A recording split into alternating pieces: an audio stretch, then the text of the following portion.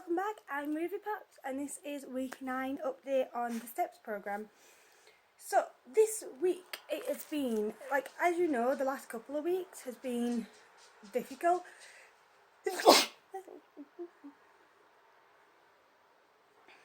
Sorry.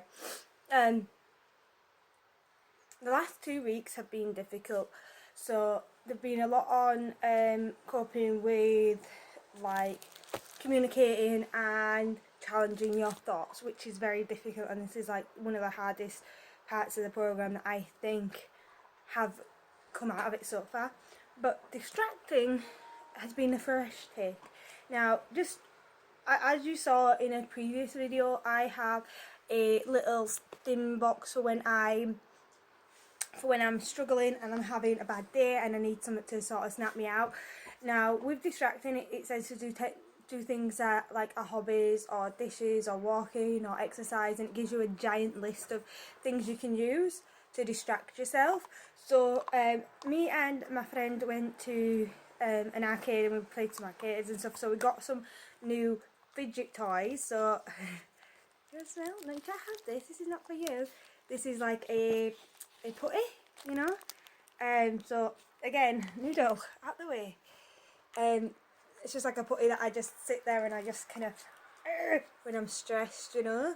So that was one of the things that I've added to my little box of things if I'm struggling and I need a distraction technique. I also have added, noodle out the way, this little guy. Again, all of these things the boys really love because they make noise, you know. Like on the call on Friday I was a bit stressed out, so I ended up just sitting there most of the time and just twisting this, which I find quite therapeutic, is just to kind of get my fingers in there and just twist it, you know.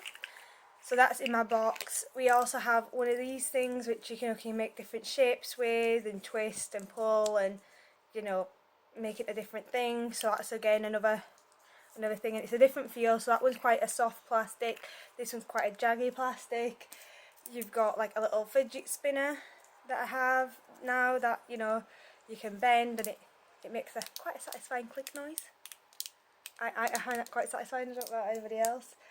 I also got this part of my distraction techniques. These all live at the side of my bed, by the way, not in my box at the moment because my box is over the other side, but these live next to my bed, so when I'm on a call or someone calls me and I'm not next to my box, I can just get this, and if I'm having a bad day I can just kind of chew on it, and you know, it's rubber. It's a little balloon dog, which I think is quite cute, but again it's just a little rubbery thing to chew on or to squeeze or to let some tension out, because I find that it's the build up of the fizziness in your body that pushes you over the edge, you know.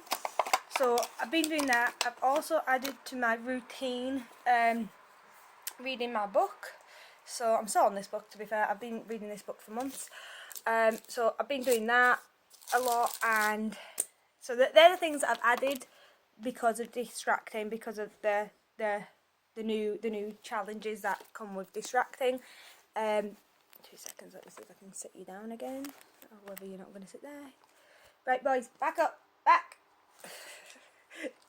So basically what I do is I keep these next to my bed, and if I ever get stressed or I need something, I've got a variety of different things depending on what the sensation is that I need at that time. And now on to book 9. So with distracting, it says, let's have a look. Positive affirmations. It has a lot in here which I'm not very good at. So it has the poem which we read a few months ago about challenging, and an autobiography in 5 short chapters.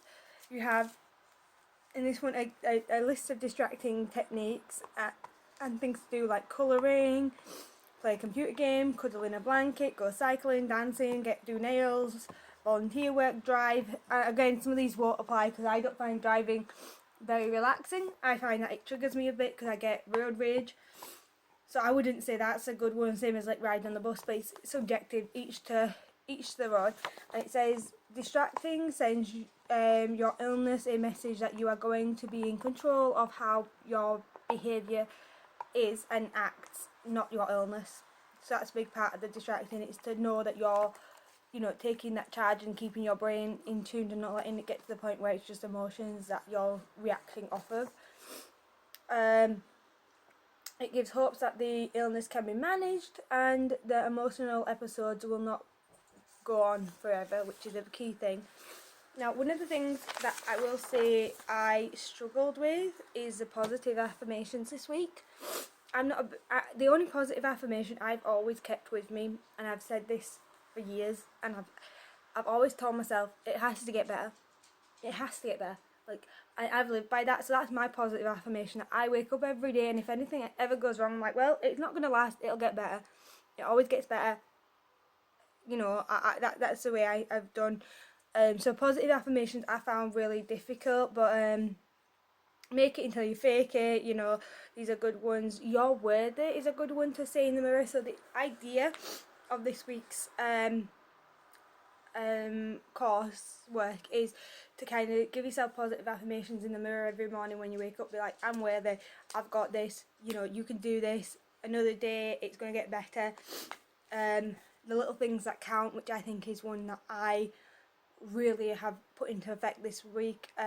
Like, even if it's just like getting up, like today for instance, I woke up, didn't really feel like doing much, so but I got ready and then I was like, right, I'm going to do one thing a day, and if that one thing is just doing my dishes, then it's just doing my dishes, and that's okay.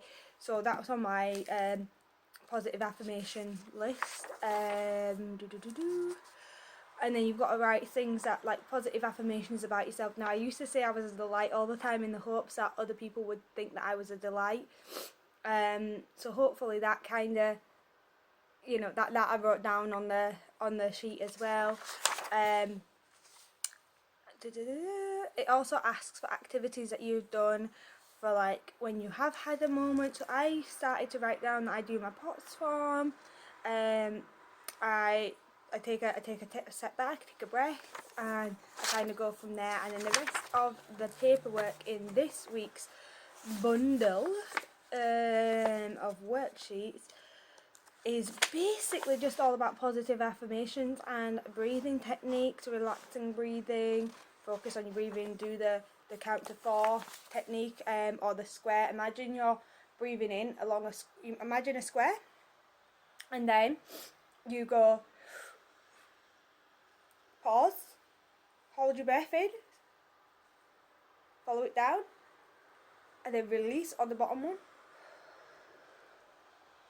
and then hold, and then release. So it's kind of in, hold, release, hold, kind of in, hold, release, hold. And you do it in a square, or you can count like 5, you know, in for 5, hold for 5, out for 5, hold for 5, and that seems to work as well. So yeah, that's basically the update for this week. Didn't handle myself very well. Had a nervous breakdown because I had I didn't get my email, and then it was 2 people called me at once, and then the dog started barking, and that just sent me over the edge. So I didn't do great. I'm a bit disappointed in how I reacted, but again, filled in my POTS form, took 5 minutes, took a deep breath, and then was like, right, okay, it's not going to ruin my whole day. I, you know, didn't handle myself correctly in this situation. However, that's done. That's only an hour in my day. So, okay, so the next thing, I've got a 2-hour call with my group. So I'm like, right, okay, so deep breath, in, out, calm down, put a stop there. That's finished with. Don't carry it on into the rest of the day. And that's it. But thank you so much for listening. I hope this helped, and I will see you all in the next video. Bye!